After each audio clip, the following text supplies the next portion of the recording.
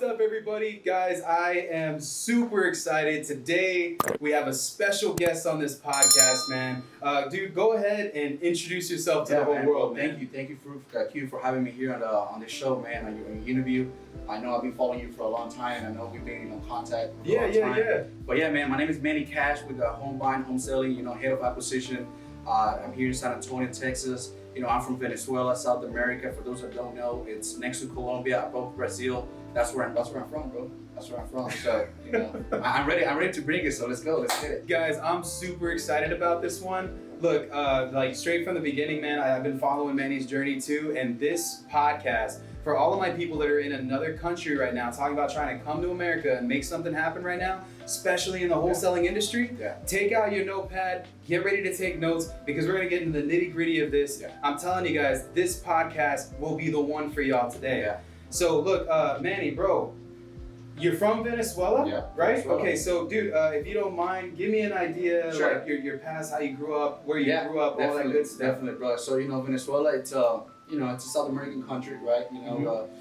Fortunately, but unfortunately, we are, for those who don't know, is the richest country when it comes to oil and gold, silver. Venezuela. Look it up. I'm not making it up. It's facts. U.S. government is actually the Venezuela is the first-time buyer for gold and oil.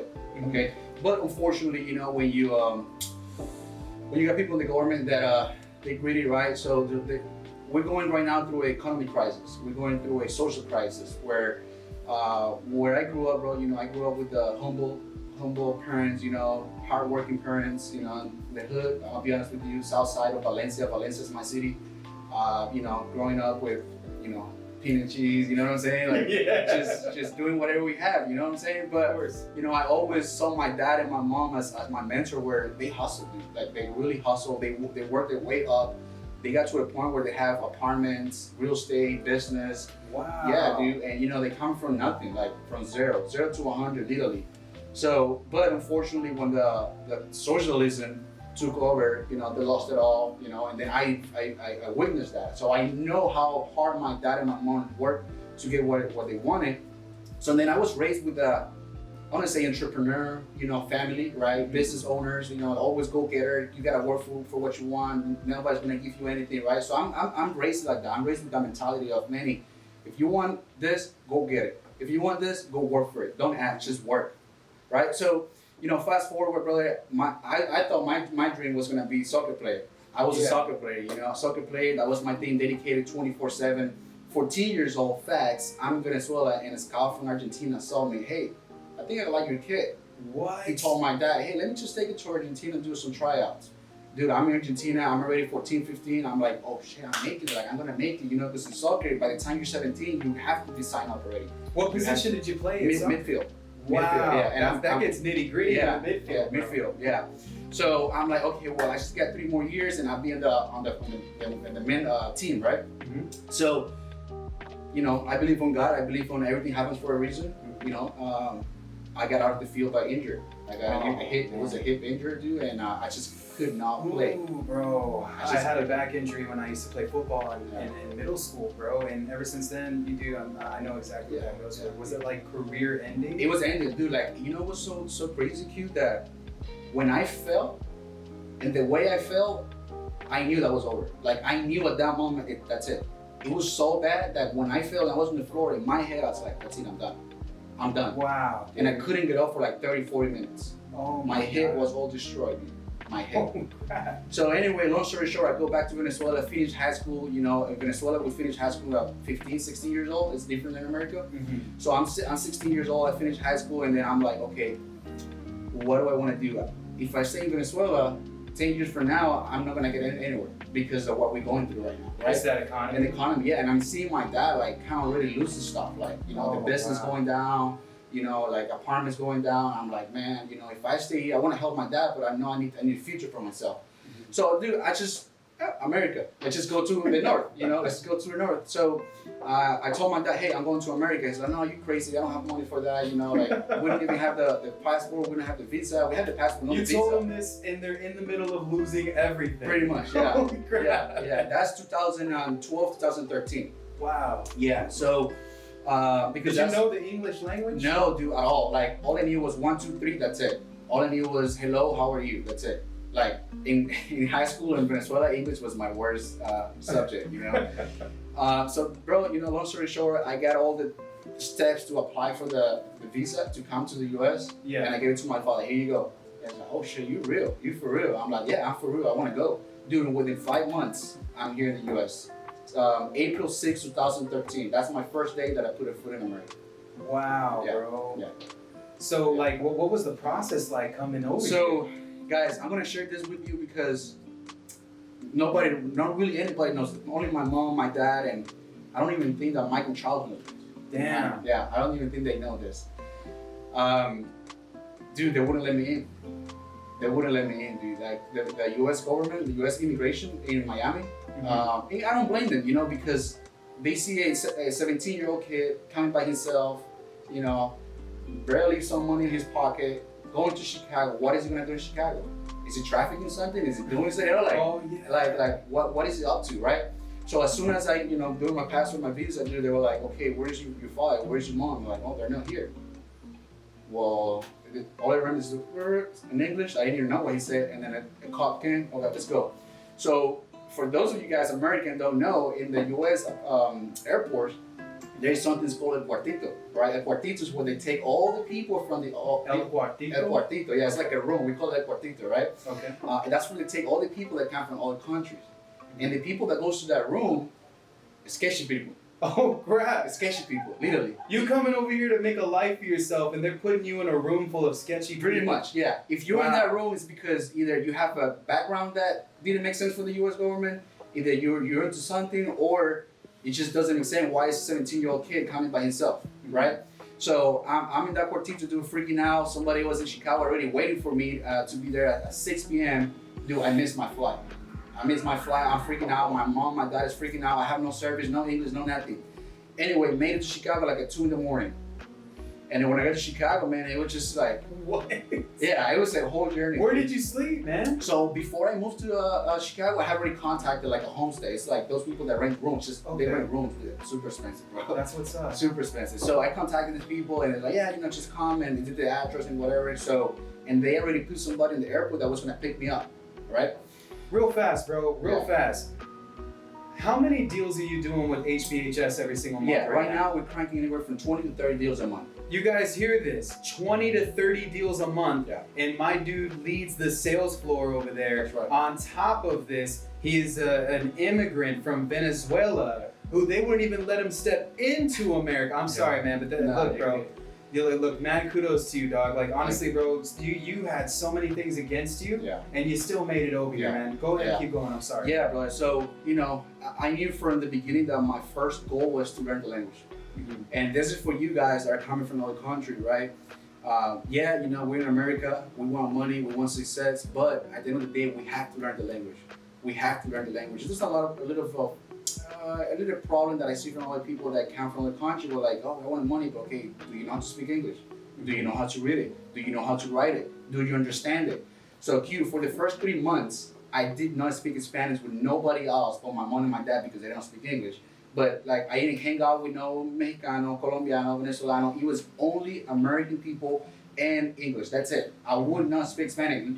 True story. I would go to the restaurant, bro. In Chicago, there's a lot of, you know, Latinos, and they would see my face. Oh, this dude speaks Spanish, dude. I would hang out with Arabics, and it was like, I don't speak Spanish. Do you speak Arabic? I'm like, no. Oh, okay. So they had to, like, you know, they had to wait for me because I was super slow speaking. Like, please, I want this, I want that, I want that. But that's how I forced myself to learn the language, right? Of course. So, fast forward, brother, I told my dad, you know what? I'm already in America. I'm not going back. I'm not going back, baby. That's it. I'm not going back. So my dad was like, hey, man, if you stay there, it's on your own. Literally, that's what he told me. I'm 17, turning 18 now. He's like, if you stay in America, it's on your own risk. I'm not having to send you money. I'm not going to support you. Like, you're already grown up. I love you, son, but this is the time for you to shine. And this is what I told my dad, look, man, I'm already here. Like, I'm just going to figure it out.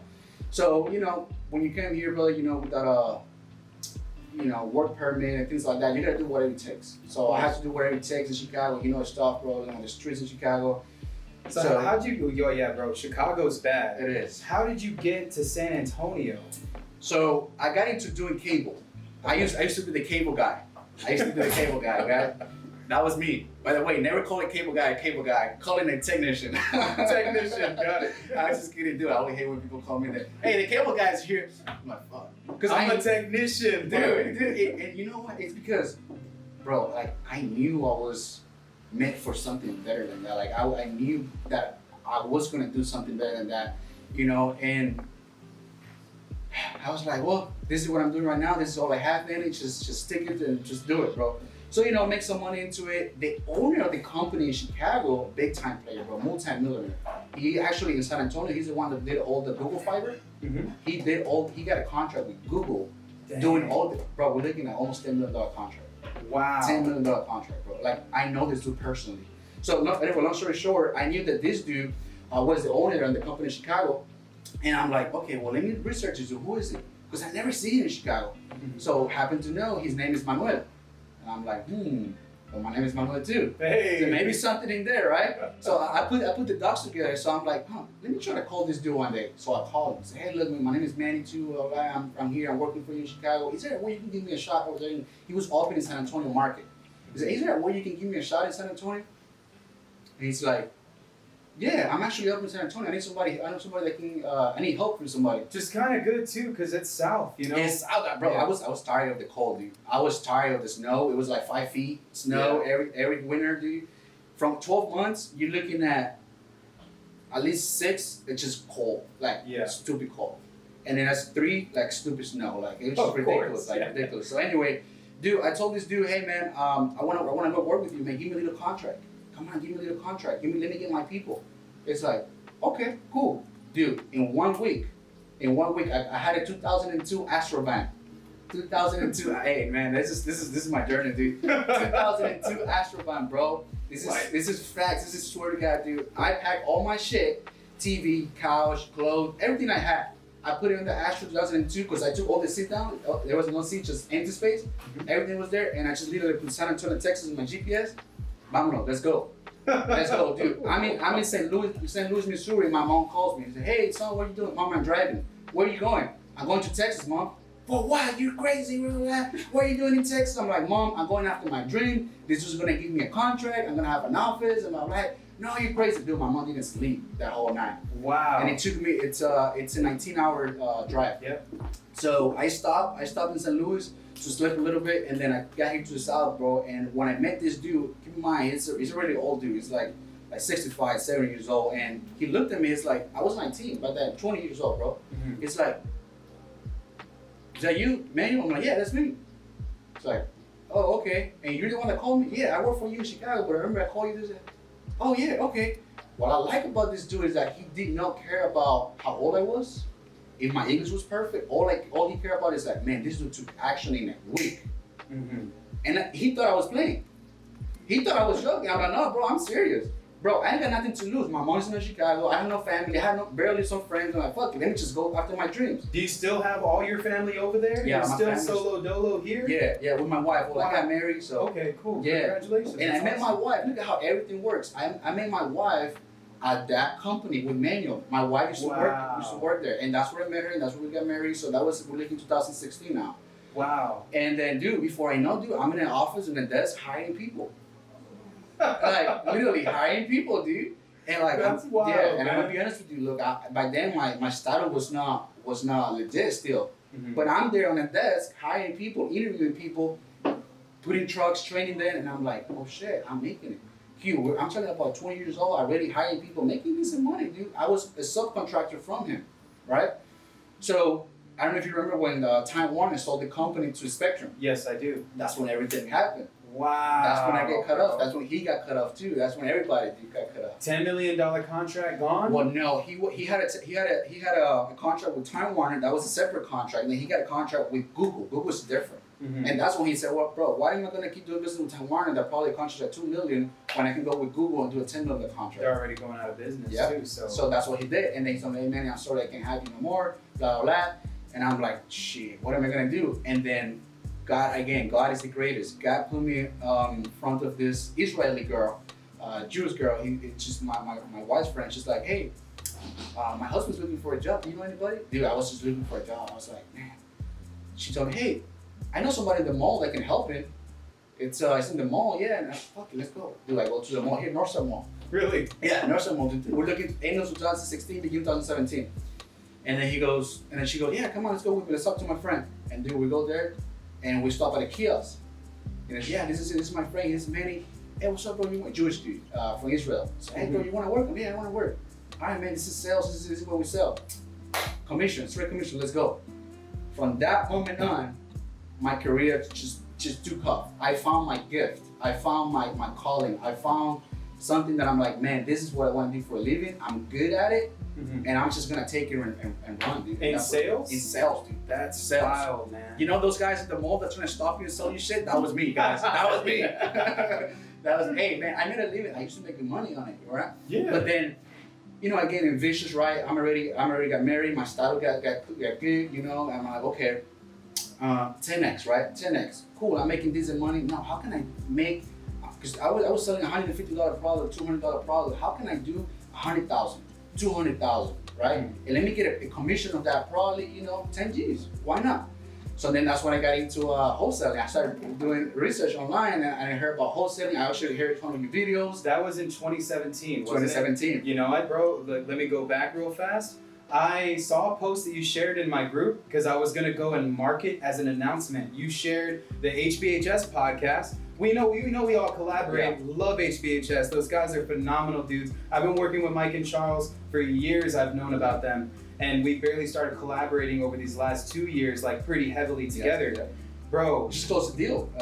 Yeah. Months ago, right? Yeah. Like legit. I mean, that's how close we are, bro. I go back in my Facebook group, and one of your first posts ever was in the Ground Zero group, dude. And it says, is there anyone in San Antonio that is doing this business? Boom, that was it. That was it, guys. That was it. And I'm glad we get it on camera. That was it. That was the message that I put. And guess what? Somebody took me to HBHS. Bro, I commented on that post. I said, what's good? Dude. And it's crazy how, like, bro, that's crazy. Dude, that's me, it. Man. It's you see how everything connects, you know, eventually with time and faith. And then, you know, guys, that's exactly how it happened. That's how I got into HBHS, you know, by asking that comment, because I was already doing some research. I'm like, what if I know somebody in San Antonio that can help me?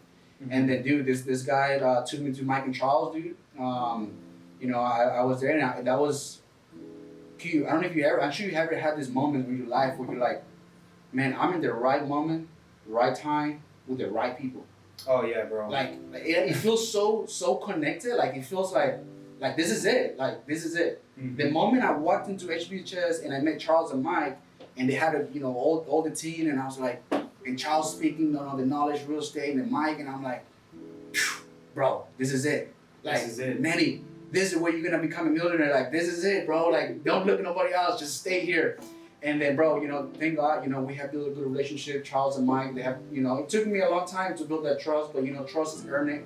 You gotta earn it, you know. 100. So, you know, now they about a year and a half ago, they put me in charge of all the sales team, as you mentioned. So that's my role, you know. That is awesome, man. Look, you know, like for everybody that's watching this that can attest to this right here, this is the journey of someone who had literally every single excuse to give up and bury himself in the dirt where he had been planted, bro. And you chose to thrive, Manny. And honestly, man, like I can't tell you how powerful this is, bro, because to get from where you came from, most people, man, have a hard time believing that someone like you can get to this point in their life coming where they came from, because you came where they came from. Does that make sense? Yeah, it does. So, bro, I mean, dude, I bet you're a freaking hero over there to your family. Bro, my family, you know, my goal is to make them proud, you know, make my father and my mom proud, and they're proud already. You know, my grandma, you know, I talk to my grandma still, and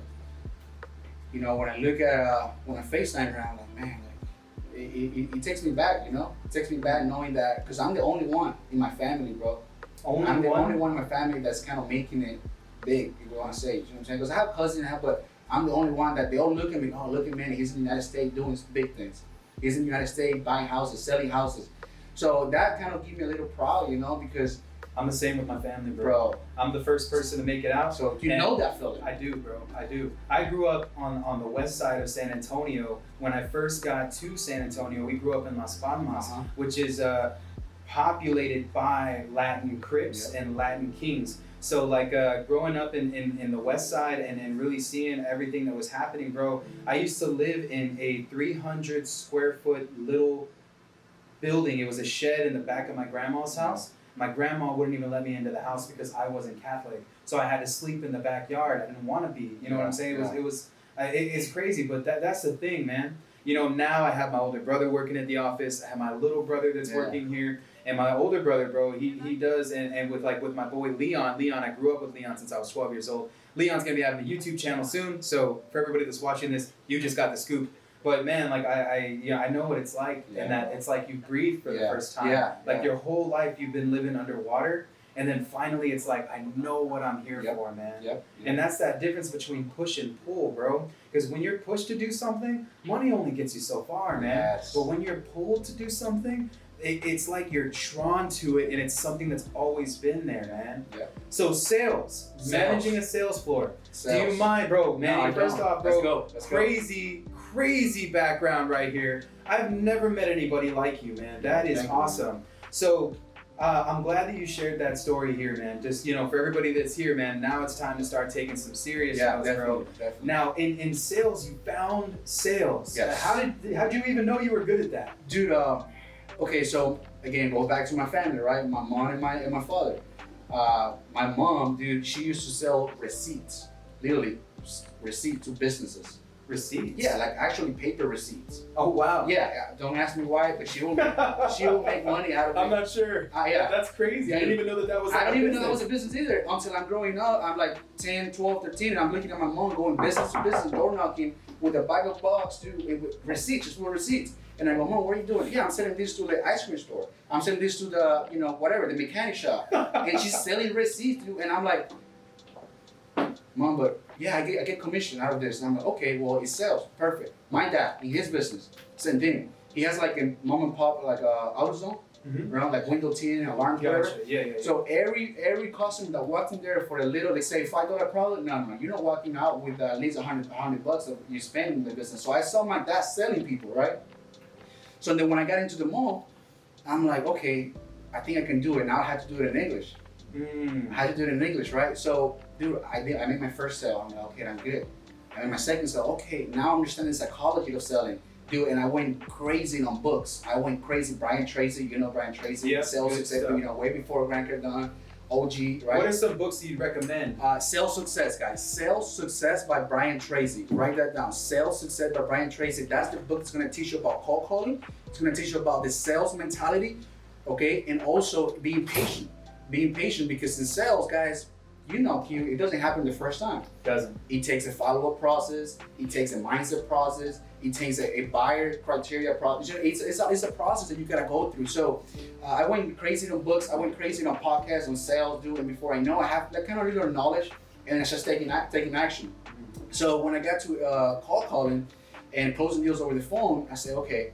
The difference in selling you in person, Q, is that I can see you and you can see me, right? Of course. I can see how you're standing, I can see your clothes, I can see how you smell, I can see how you talk, right? But then when you're on the phone, they cannot see that, but what can they do, Q? They can hear you. They can, yeah. They can, right? So I was like, okay, Manny, because in one-on-one, bro, I'm a beast. Like I'm gonna mimic you, I'm gonna make you my best friend. If you're this, I'm gonna do this. Like I'm gonna do everything you do, right? But over the phone, I said, well, how can I do the same thing but talking? Well, it's communicating, it's tonality. Tonality, guys. And I can't stress this enough. When you're on the phone, you have to be 100% on point.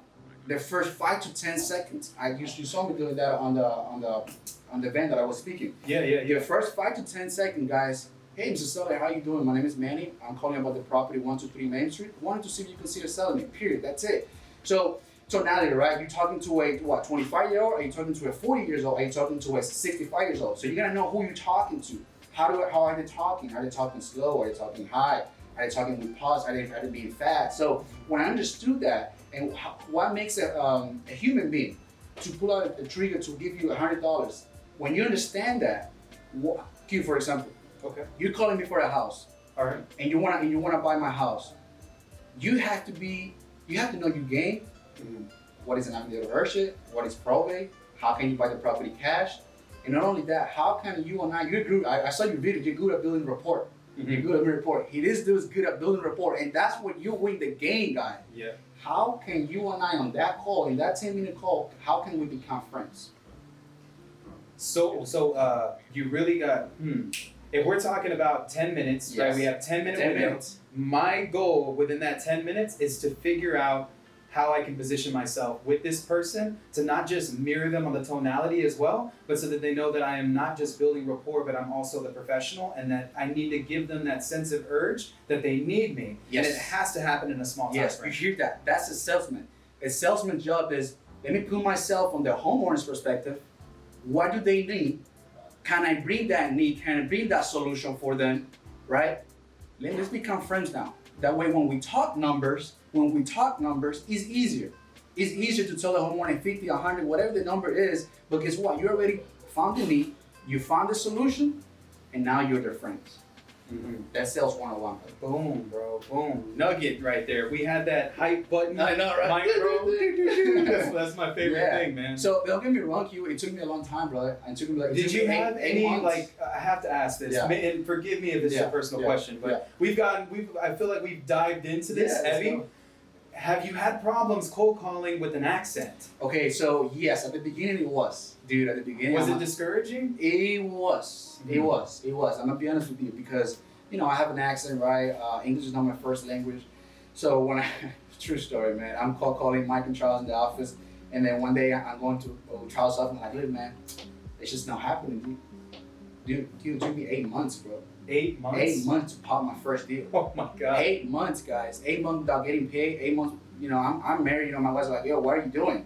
When are you gonna bring money what I'm home? saying? Like, and I hear my mother-in-law, and I hear her family like, hey, have money get a real job. He already have a social. Like, come on, like, and I'm like, oh, fuck, like, man, no, I need to make this happen.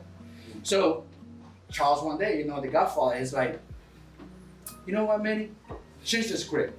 I'm like, what do you mean change the script? Change the script. Telling you're an investor from Venezuela. And I'm like, What? dude, that was like, boom, like nuggets. Like, just telling you're an investor from Venezuela, you're in the state to do business.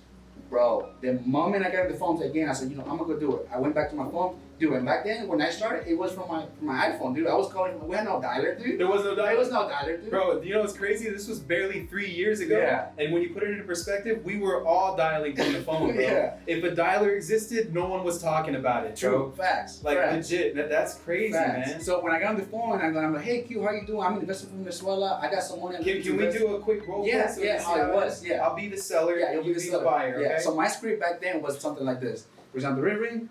Hello? Hey, Punta Flores, how are you doing today? This is Manny. Yeah, this is he. What can I do for you? Hey, Mr. Flores, I'm calling about a property here at Main Street, and I'm an investor from Venezuela, and I wanted to invest some money in the real estate market here in San Antonio. I just wanted to see if you consider selling it. Bro, when I said that, people were like, legit, people were like, wait, what? You say you're an investor from where? Yeah, from Venezuela. And guess what? A lot of Americans know Venezuela because of oil. Yeah. So by that time they're like, oh, this dude got money. This dude got money. He's coming. He's an investor from Venezuela. Bro, gotta throw in nuggets on this. You know why that's powerful? Because it positions Manny to have that sense of authority the moment that he gets on the call and he says that. Yep. This guy is an investor. He's not lying. He's literally from Venezuela, and he's there right now to buy that property, bro. True. And just saying that is so powerful because now you're utilizing where you came from, and you're letting that seller know how important this is to you. Yep. Love it, bro. Dude, that is a play. And then I started using the script, and I went back to shop. Hey, Charles, it's working. Charles was like, I told you. I told you. I'm like, yeah, bro, it's working. So I got confidence. Dude, I closed my first deal, big deal. That was the deal that kind of gave me that push, that confidence. And then, dude, after that, it was just game over, bro. Like, I was like, see, it's game over. And I don't even have to say I'm from Venezuela no more. I just go at it, and yeah. It's still, I feel like it's a good strategy to use. And as you gained your confidence and you found your energy, when it comes to sales, guys, and this is my take to give y'all some nuggets on this, you're always going to find what you're good at, right? And if you listen to Jordan Belfort, he says this in the Wolf of Wall Street book, sales is a straight line. Yes. And when it comes to sales, there's a fine line that's drawn in between the person who you're building rapport with, aka becoming the best friend of the seller, taking the seller from the situation, putting them next to you, putting your arm around them, and telling them, how can we solve this problem together, but remaining the professional. Being the one who is the educated one, plus the friend one, allows for you to gravitate through that straight line to get the sale that you're always wanting to get. Definitely. And I truly think that that's powerful. That's a great book. I read it. Great book. Dude, so I got to go into this again, guys. One more nugget before we dip out from this. But now leading a sales floor, bro. Yeah. You're doing 20 to 30 deals a month with the company, bro. That is freaking insane. What investment strategies are you using to produce that amount of deals? If you don't mind sharing that, not at all. And more or less, bro, like where do you plan on going? Definitely. So, guys, one thing that I also want to address when it comes to sales is, you know, it's in here. It's mindset, bro. This whole game that we're playing right now, whether you're doing fix and flip, whether you're doing multifamily, whatever you're doing, it's mindset. Mindset. Be okay with the no's. Be okay with being rejected. Be okay with getting, dude, yesterday somebody told me, get a real job. Be okay with that, you know. Understand that is part of the process. That's what makes QQ, that what makes HBHS, because we understand that, you know, being rejected, it's okay. Because by going through those rejections, we're gonna get to the yes, we're gonna get to the big checks, we're gonna get to the, you know, the lifestyle. So by leading the team right now with me, it's more, you know, mindset, to be honest with you. I train my guys to be strong in mindset. And of course, you know, talking to people professionally over the phone. And, you know, Charles worries about, he take care of all the real estate knowledge, you know. Of course. All the real estate knowledge, it's got the Godfather and Michael, right? So what I trained in is, hey, let me help you become strong on your mindset. It took me 8 months. I don't want you to take 8 months. I want you within the 1 week on coming to HBC, the first month, I want you to get paid. That's my goal for everybody that works with us, right? And dude, it's just, you know, mindset, work hard, you know, don't get defeated, you know, understand that after that no, there is 10, 15, 20,000 after there, but also put yourself on the client's perspective. Yeah. You know, brother, I'm just blessed, you know. I'm just blessed. Like literally, like I told you earlier, I feel like I found my calling. I found the people that I really care about me, you know. Charles, Mike, shout out to them, man. Like those two guys right there, Frank Howard, you know, they do a lot for us. They do a lot for the company. And my goal, to answer your question, is where I'm heading to is now investing into single family when it comes to subject to, right? I'm fixing to create my portfolio subject to.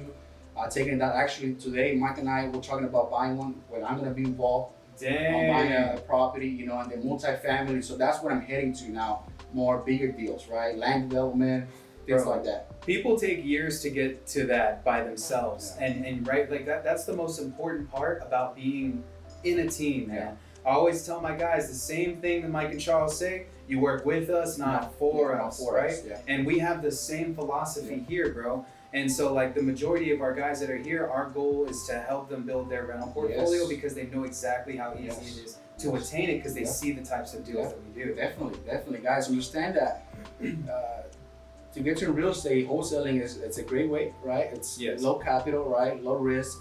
But once you get that cash, right, be really creative, you know? You start by, like, I know you have bought properties. I know you have flipped properties, right? You know, work with your money, make your money work for you, because eventually what you want, I'm sure you don't want to be doing this when you're 50, 60, right? Eventually you want to have probably $50,000 doors, you know, $5,000, whatever, cash flowing, right? Syndicating, right? Maybe some land development, why not? Right? So so look at the bigger picture. Don't just stay at wholesaling as getting, you know, 5, 10,000, 10,000. That's good, but eventually, you know, it gets like repetitive. Like, okay, well, I'm already used to this money. How can I get to the, you know, $1 million type of deal? You know, $5 million type of deal. And that's where my mind is at right now. $5 million deals. Right now, I'm working a $700,000. It's a car wash. Oh wow! It's a car wash. Yeah. Freaking car wash. It's a car wash. $700,000. You see, and this is the thing, guys. Manny I know you probably would have done it. Like, I know you would have, because of all of the things that you went through in your life. You weren't ready to take any no for an answer. Yeah. And going now and being put into a place where you have the opportunity, would you say that you've grown exponentially faster because you have such good people on your team? Definitely. Look, man, mentors. You need a mentor. You need people that can say, okay, look, I'm gonna take you there. I believe in you. I'm gonna take you there no matter how long it will take, but I'm gonna take you there. So yes, definitely, bro. Like my growth in the last 3 years, dude, I almost cried the other day when I was looking at my bank statement 3 years ago. Dude, I was like, damn, like, bro, I only have, a few $100, you know what I'm saying? And when I'm looking at it now, I'm like, wow. But how did I get there? So I'm putting, always God first. God first. God put me there first. God is the one that right now I'm talking to you because God had a purpose of us talking to us right now. Of course. In front of this camera, in front of everybody else. And then, okay, what kind of people have God put in front of me to get to where I'm at? Bro, I can't stress enough how grateful I am for Mike and Charles, right? And to answer your question, you need people that can believe in you. You need people that can, that take care of you, right? That can tell you, hey, bro, if I make it, you're gonna make it. If I'm gonna be rich, you're gonna be rich. If you're gonna be a millionaire, you're gonna be a millionaire. Those are the kind of people you want to surround with. And I'm blessed that I have, two guys, in the office with me every day, more than my wife. I share more time with them than my own wife. My whole life, bro. Yeah, my whole life. So I love my super, people. I do. I get to see them every day. It's super important. I miss my wife sometimes. I know, right? I'll see her when I get home tonight. But it's super important that, like, I'm sure you, with your team, you care about them. You care about them. Hey, man, I know this dude gotta pay his bill. I know this dude gotta pay the car. I know this dude gotta make some money. So you as a leader, as an owner, I'm sure you have that weight on your shoulders, And it's not easy when you're leading a team. Yeah, you're making that money, but it's my team to see. Yeah. It's my guys making money. You know what I love about it, Manny? You take that coach perspective so heavily. I have a canvas on the other side that is a legit. Actually, it's right down there. It's a Phil Jackson, who's one of the greatest coaches of all time. And I don't think that the Chicago Bulls would have gotten that far if Phil Jackson didn't pour love and support into them, man. And I gotta ask you one more thing, Manny. For that kid who's riding, that 13-year-old, 12-year-old kid who's riding that bike in Venezuela right now, that's watching this video, to that person that is literally like trying to figure out how the hell he's gonna get this thing done. What is one thing that you would tell that person watching this right now? Look, man, I'm gonna deliver this message to the people outside the United States and the people inside the United States. And like I told you off camera, Hugh, my goal is, and I know I'm gonna achieve it one day, is to speak to a bigger audience, millions of people, and mainly Americans. I want to speak to Americans because we as immigrants, we know where we come from. When we come to America, we know where we're at now. But sometimes Americans forget that you are at the right country. You are in the right land. This is the country where it's only going to give you the opportunities to get to where you want. Forget excuses. Forget that, the government. Look, man, don't get politicians. Forget about that. Understand that America, one day on the phone, one day this whole morning told me, hey, I hear an accent. Where you from? From Venezuela. He told me, look, my dad from Mexico. One thing I can tell you, son, is this. In America, the only thing you guarantee is opportunities. Dang. Dude, when he told me that on the phone, I'm like, you damn right. And that's what I want to share with you guys. In America, you're not guaranteed nothing else but opportunities. But it's up to you how you want to take that opportunity and take it to the next level. Stop the excuses, stop the whining, and stop the crying, and understand that, bro, do you know that it's 1,700 million made every day in America? 1,700. Wow. Do you know that? Yeah. 1,700 million, 1,700 million is every day made right now in America. Why cannot that be you? Why cannot that be us? Why cannot be you that you're living in the land of the opportunity? And that's my message for those of you 13-year-old, 14-year-old, 20-year-old that are here in America with the Social Security, know the language, have a money if something goes wrong, just go to your tia's house. Hey, tia, give me a room. Take the chance. You are in this country for one reason. You were born here for one reason. And me, as from Venezuela, as an immigrant, I'm telling you guys, don't waste the opportunity of you having at least a Social Security. By you having that, bro, I can't stress that enough. You're blessed, guys. Blessed. You're blessed. Tremendously blessed. Manny, bro, I can't tell you how much I appreciate this. Thank you. This is probably my most favorite interview. I Thank you. cannot wait to publish this on the Thank channel, you. man. Thank you. Guys, listen to what my boy's saying, man. No more excuses. You're in the land of opportunity. Don't take this blessing for granted, okay? Yeah. So, look, Manny, thank you so much, bro. thank you, Where bro. can these people that are watching this video right now, how can they follow you, bro? Dude, but hey, follow me on, I'm always active on Manny Cash HBHS. Manny Cash HBHS, that's my IG. Send me a DM. We're working deals, you know, right now, so you know, all over Texas. We're expanding to other markets. So if you got any subject to deals that you would like to, hey, Manny, I got this deal. I need to buy it. HBHS buys deals. When it comes to subject to, if you want a JB a deal, go ahead and reach out to our Home Buying, Home Selling Association Facebook page. We're always active, you know, doing podcasts, videos. So. I love it, guys. They have a really strong community here in town. You know, Manny, I can't tell you how much I appreciate this, bro. Thank you, man. Thank you so much, Manny. All right, guys, I'll see y'all later. Don't forget to subscribe. Let's go. Click the links in the comments. Join the association today, all right? Click it. Let's go. Take care. I want the check. I want the check. Hey guys, if you like this video, go on and head over to my Instagram where I post exclusive content to help you grow your business.